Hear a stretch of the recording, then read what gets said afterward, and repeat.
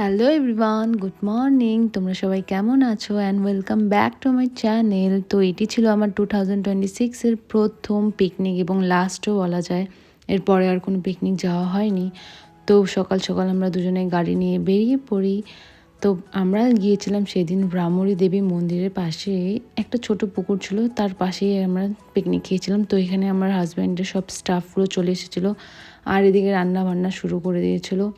আর যেতে যেতেই আমাদের ধরিয়ে দেওয়া হয় টিফিনে ছিল কলা, ব্রেড আর জ্যাম, আরও অনেক কিছু ছিল, সেগুলো মনে নেই। তো এদিকে তোমাদের সবাই সবজি কাটাকুটি চলছে আর এদিকে মাটনটাও রান্না করতে বসিয়ে দেওয়া হয়েছিল। সবাই খুব মজা করে রান্না বান্না করছিল, দেখো কি সুন্দর লাগছে।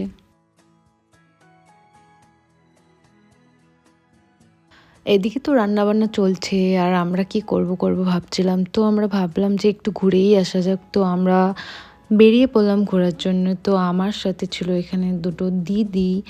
আর আমরা যেতে যেতে এত গল্প করছিলাম যে সবাই আমাদের দিকে তাকাচ্ছিল আর আমাদের গল্পের শেষই হচ্ছিল না, এত হাসাহাসি করতেছিলাম কি বলবো। আর দারুণ মজা হয়েছিল সেদিন। তো দেখো এই পুকুরটা যে ছিল, এই পুকুরের পাশেই আমরা ওই দিকে একটু দূরে গিয়ে পিকনিকটা করছিলাম, কারণ এখানে মন্দির ছিল তাই। আর এই মন্দিরটা তো তোমরা সবাই জানো, খুবই জাগ্রত একটা মন্দির। তোমরা কে কে এসেছো এই মন্দিরে কমেন্ট করে জানিও।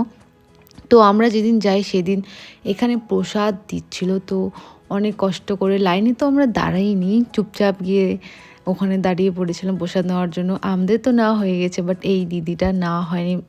অনেকক্ষণই দাঁড়িয়েছিলাম বাট নেওয়ার আর সাহস হলো না পরে। তো কি করা যায়, তো আমরা এখানে বেরিয়ে পড়ি মন্দির থেকে। দেখো সবাই কীর্তন করতে করতে যাচ্ছিলো আর আমরা এখানে কয়েকটা ফটো তুলে নিলাম।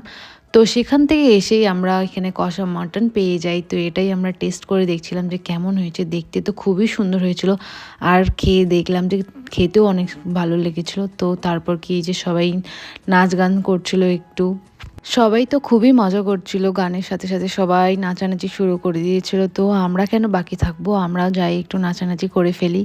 তো এখানে সবাই তারপর ফটো টটো ক্লিক করে নেয়, বাট খাওয়ার আর ভিডিও করা হয়নি কি খেয়েছি, বাট কি করব ভুলে গিয়েছিলাম।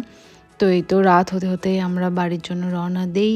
আর কয়েকজন ছিল তাদের আমরা ড্রপ করে দিই ওদের বাড়িতে। তো আমরা এই যে যাওয়ার সময় পুরো টায়ার্ড হয়ে গিয়েছিলাম সেদিন, কি বলবো, আর এত নাচানাচি। তো এই ছিল আমার আজকের ব্লগ। তোমাদের ভালো লাগলে অবশ্যই কমেন্ট করো। আর আজকের জন্য বা